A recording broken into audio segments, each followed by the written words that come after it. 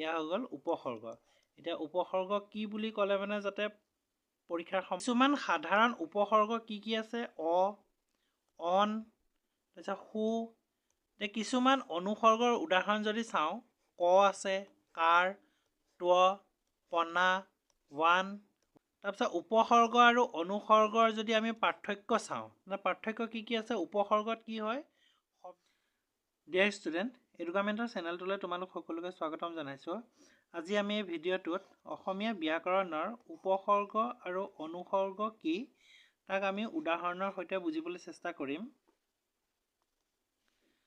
উপসৰ্গ কি বুলি ক'লে যি শব্দাংশত যিটো শব্দত মূল শব্দৰ আগত যোগ হৈ তাৰ অৰ্থ সলনি বা বিস্তাৰ কৰে তাকে উপসৰ্গ বুলি কোৱা হয় যদি আমি দেখা যায় যে আমি যেতিয়া মূল শব্দ এটা আমি পাওঁ সেই মূল শব্দটোৰ আগত যেতিয়া এটা শব্দ বহিব মূল যিটো শব্দ থাকিব তাৰ আগত যিটো বহিব তাক কোৱা হৈছে কি উপসৰ্গ বুলি এতিয়া আৰু সেই উপসৰ্গটোৱে কি কৰে যাৰ যিটো মূল শব্দ থাকে তাৰ অৰ্থটো সলনি কৰি পেলায় ঠিক আছে ইয়াৰ বৈশিষ্ট্য বুলি আমি যদি চাবলৈ যাওঁ তেনে মূল শব্দটোৰ উপসৰ্গ সদায় মূল শব্দটোৰ আগত বহে আৰু সেই মূল শব্দটোৰ অৰ্থটোৱে সলনি কৰি পেলায় এতিয়া উদাহৰণত যদি আমি চাওঁ যেনেকৈ ন্যায় অন্যায় হৈ গৈছে যে ন্যায় হৈ গ'ল এটা মূল শব্দ এইটো হৈ গ'ল মূল শব্দ আৰু এই অটো হৈ গ'ল কি উপসৰ্গ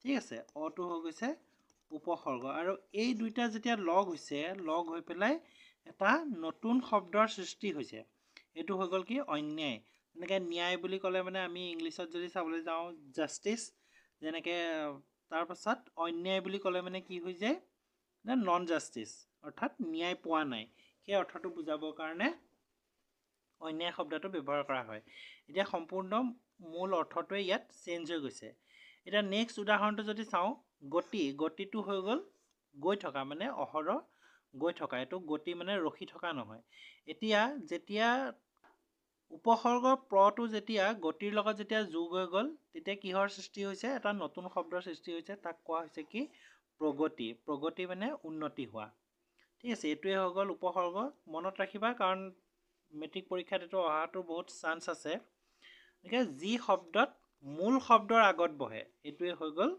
উপসৰ্গ এতিয়া উপসৰ্গৰ কিছুমান উদাহৰণ যদি চাওঁ এইটো হৈ গ'ল উপসৰ্গখিনি কি আছে প্ৰ বি অপ পৰি পুন তাৰপিছত এতিয়া মূল শব্দৰ লগত যেতিয়া লাগিব প্ৰ লগত যেতিয়া মূল শব্দ গতি লগ হৈছে তেতিয়া কি হৈছে প্ৰগতি আৰু ইয়াৰ অৰ্থ হৈছে কি আগলৈ উন্নতি কৰা তাৰপিছত বিৰ লগত যেতিয়া মূল শব্দ জ্ঞান যোগ হৈছে তেতিয়া বিজ্ঞান হৈছে মানে বিশেষ জ্ঞান অপৰ লগত যেতিয়া মানটো হৈ গ'ল কি মূল শব্দ অৰ্থাৎ সন্মান মানুহৰ এজনৰ সন্মান থকা যেনেকৈ জ্ঞানটো হৈ গ'ল এটা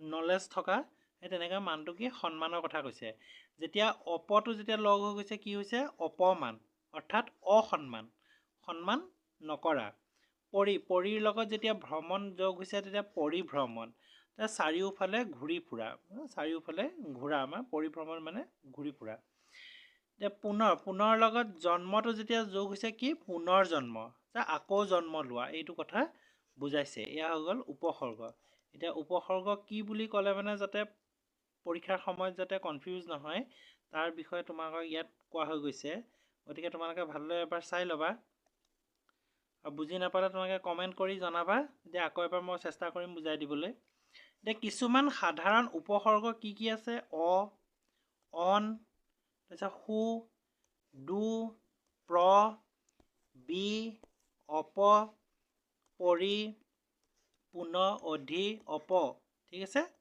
উপ এয়া হৈ গ'ল কি কিছুমান উপসৰ্গৰ উদাহৰণ যেনেকৈ লগত আমি পাইছোঁৱে অন্যায় সুৰ লগত আমি সুখ পাব পাৰোঁ বা সুবিধা হয়নে তেনেকুৱা ধৰণৰ লগত প্ৰগতি পাইছোঁৱে বিজ্ঞান পাইছোঁ অপমান পাইছোঁ পৰিষ্কাৰ লগত যেনেকৈ পৰিষ্কাৰ মিলে তেনেকুৱা নিচিনা এয়া হৈ গ'ল কিছুমান সাধাৰণ উপসৰ্গ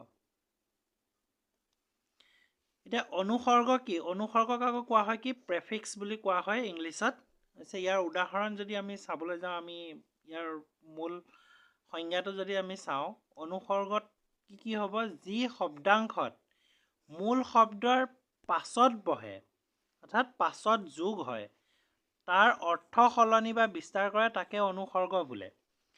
এতিয়া ইয়াত চাব লগা এইটোৱে আছে যে উপসৰ্গ যেতিয়া আমাক কোৱা হ'ব, পৰীক্ষাত যেতিয়া কোৱা হ'ব যে উপসৰ্গ কি, তেতিয়া ই ক'ত বহে, আগত।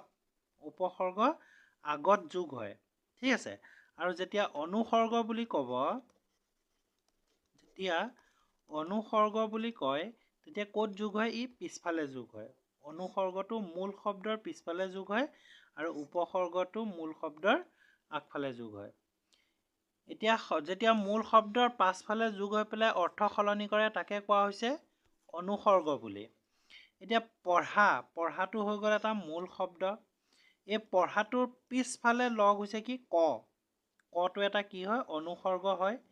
কটো এটা অনুসৰ্গ যাক কোৱা হৈছে পঢ়ক, হয়নে, পঢ়ক, এইটো পঢ়িবলৈ কোৱা হৈছে। যে দয়া মূল শব্দ, এই দয়া শব্দটোৰ পিছফালে যেতিয়া লু লগ হৈছে, লুটো হৈছে কি, অনুসৰ্গ। এতিয়া লু লগত লগ হোৱাৰ লগে লগে ইয়াৰ অৰ্থটো কি হৈছে, দয়ালু। ইয়াৰ সম্পূৰ্ণ অৰ্থটো সলনি কৰি পেলাইছে। পঢ়া বুলি ক'লে মানে সকলোৱে পঢ়া, দয়া বুলি ক'লে মানে মানুহৰ প্ৰতি বা যিকোনো বস্তুৰ প্ৰতি মৰম থকা। যেতিয়া দয়ালু বুলি কোৱা হৈছে, যেতিয়া এটা নিৰ্দিষ্ট ব্যক্তিক কোৱা হৈছে। পঢ়ক বুলি কওঁতেও যেনেকৈ এটা নিৰ্দিষ্ট বা এজন নিৰ্দিষ্ট ব্যক্তিক কোৱা হৈছে, সেইটোৱে হৈ গৈছে কি ইয়াৰ মূল অৰ্থ, এইটোৱে হৈ গ'ল অনুসৰ্গ। এতিয়া মূল শব্দ, অনুসৰ্গ আৰু নতুন শব্দ আৰু অৰ্থ। ইয়াত যদি চাওঁ আমি পঢ়াটো হৈ গ'ল কি এটা মূল শব্দ। তাৰপিছত অনুসৰ্গ হৈ গ'ল ক, এতিয়া ইয়াৰ লগত লগ হৈ পেলাই কি কৈছে, পঢ়ক। আৰু এই নতুন শব্দটোত পঢ়ক যেতিয়া হৈছে, ইয়াৰ অৰ্থটো কি হ'ব, যিয়ে পঢ়ে তাক কৈছে পঢ়ক। তাৰপিছত কৈছে লিখাটো হৈ গ'ল মূল শব্দ। তাৰপিছত অনুসৰ্গ লগ হৈছে কটো, নতুন শব্দৰ সৃষ্টি হৈছে লেখক আৰু যিয়ে লিখে। খেলৰ লগত লগ হৈছে, তাৰপিছত কি হৈছে, খেলুৱৈ, যি খেল খেলে। জ্ঞানৰ লগত কি যোগ হৈছে, দীৰ্ঘইকাৰ, অৰ্থাৎ দীৰ্ঘই যোগ হৈছে, তাৰ লগত কি হৈছে, জ্ঞানী, জ্ঞান থকা লোক। দয়াৰ লগত লু যোগ হৈ পেলাই দয়ালু, দয়া কৰা লোক। বিদ্যাৰ লগত যোগ হৈছে, তাৰ লগত কি হৈছে, বিদ্যাৱান, বিদ্যা থকা লোকজনক কোৱা হৈছে বিদ্যাৱান। এয়াই হৈ গৈছে অনুসৰ্গ। গতিকে এইটো মনত ৰাখিবা, ইয়াৰ আমাৰ মেইন অনুসৰ্গৰ আমি পাইছোৱেই, এইখিনি অনুসৰ্গ হয়, অনুসৰ্গৰ উদাহৰণ। গতিকে পৰীক্ষাত আহিলে যাতে কনফিউজন নহয় সেইটো মনত ৰাখিবা। এতিয়া কিছুমান অনুসৰ্গৰ উদাহৰণ যদি চাওঁ, ক আছে, কাৰ, পনা, ৱালি, ই, দীৰ্ঘই, লু, ঐ, এইবিলাক হৈছে কি অনুসৰ্গ। ঠিক আছে, আমি ইয়াত এটা পাইছোঁ যে পাইছিলোঁ, হয়নে? টো আমি এইটো আমি এনেকৈও লিখিব পাৰোঁ যে হচৌ ৱাব্ব তাতাকাৰ, যিটো আমি ইয়াত উদাহৰণটো আমি ইয়াত পাইছোঁ, এইটো ঠিক আছে। এই কিছুমান সাধাৰণ অনুসৰ্গৰ উদাহৰণে। তাৰপিছত উপসৰ্গ আৰু অনুসৰ্গৰ যদি আমি পাৰ্থক্য চাওঁ, পাৰ্থক্য কি আছে, উপসৰ্গত কি হয়, শব্দৰ আগত বহে। উপসৰ্গ সদায় ক'ত বহে, শব্দৰ আগত বহে। আৰু অনুসৰ্গ ক'ত বহে, শব্দৰ পাছত বহে। এয়াই হৈছে ইয়াৰ মূল পাৰ্থক্য। অৰ্থ সলনি কৰে, ই কি কৰে, উপসৰ্গই কি কৰে, অৰ্থটো সম্পূৰ্ণ সলনি কৰি পেলাই। উপসৰ্গৰ কাৰণ কিহত বহে, আগত বহে উপসৰ্গ আগত, আৰু অনুসৰ্গ বহে পিছত। আৰু অৰ্থটো বিস্তাৰ কৰে, অনুসৰ্গই কি কৰে, অৰ্থটো বিস্তাৰ কৰে। এতিয়া যেনে আমি যদি উদাহৰণ চাওঁ, তেনে অন্যায়টো হৈ গ'ল কি উপসৰ্গ, আৰু দয়ালুটো হৈ গ'ল অনুসৰ্গ। ঠিক আছে, এয়া হৈ গ'ল উপসৰ্গ আৰু অনুসৰ্গৰ পাৰ্থক্য। Thank U. আশা কৰোঁ তোমালোকে ভিডিঅ'টো চাই উপকৃত হ'ব পাৰিছা। এতিয়ালৈকে যদি এডুকামেণ্টৰ চেনেলটো ছাবস্ক্ৰাইব কৰা নাই, তেন্তে ছাবস্ক্ৰাইব কৰি ল'বা আৰু তোমালোকৰ বন্ধু বান্ধৱীসকলকো শ্বেয়াৰ কৰিবা। যাতে তোমালোকৰ লগতে তেওঁলোকো উপকৃত হ'ব পাৰে। থেংক ইউ, ধন্যবাদ।